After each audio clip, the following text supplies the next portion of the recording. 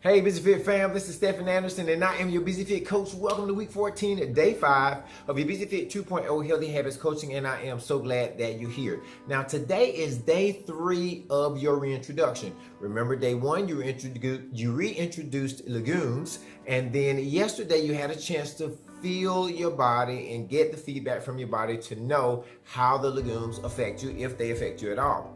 Today is your second day, but this second day you should be somewhat getting back to normal, because remember, on both days of your evaluation you're back to your regular Whole30 regimen.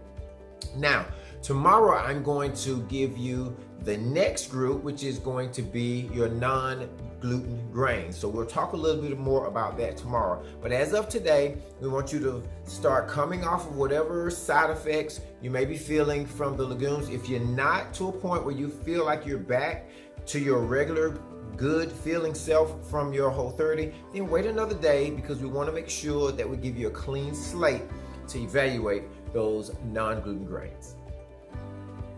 Now today we're looking at 2 more things that you need to consider when it comes to evaluating yourself during the reintroduction. Now today we're talking about inflammation and pain. Now this one is a very common one, and if you're not careful, this one can be something that you've actually gotten used to in your body. So hopefully when you have gone through your Whole30 and your reset, that you've started to feel exactly how good your body can be, and then when you reintroduce these ingredients or these other groups, when that inflammation comes back, when that pain comes back that you had previously gotten used to, now you can feel it and you can associate it with a certain food group that you may be eating. Now this may manifest itself in several ways: headaches, or even severe headaches like migraines. Maybe you start to feel that arthritis flare up a little bit, start to get a little tendonitis, and also just general pain at the joints, right? So if you start feeling that discomfort and pain, that could be a sign that your food is the root cause of that. So that's the first thing we'll talk about today, or the first thing that we did talk about, is noticing your body for inflammation and pain. Now the last thing we'll talk about today are medical conditions. Now some people have noticed that when they get on a reset, that many of their medical conditions, whether it's asthma or whether it's fibromyalgia, whatever it is, it tends to get better. The symptoms tend to go away or to lessen.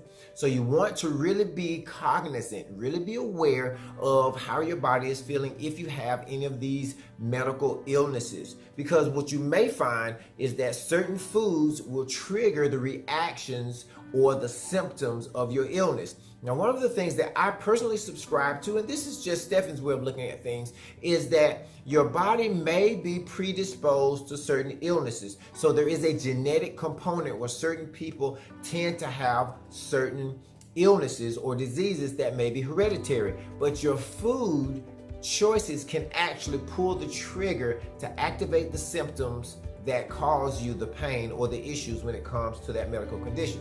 So be careful to watch for and listen for and feel for those symptoms that may show up in association with certain food groups. Remember, this is about you. This is about a manual for you understanding how food relates to your body and knowing with certainty what works for you and what you can deal with and what you think is worth it. So the last one for today is looking at those medical conditions, really getting an idea of how, if they're getting better, if they're getting worse, and how food relates to it.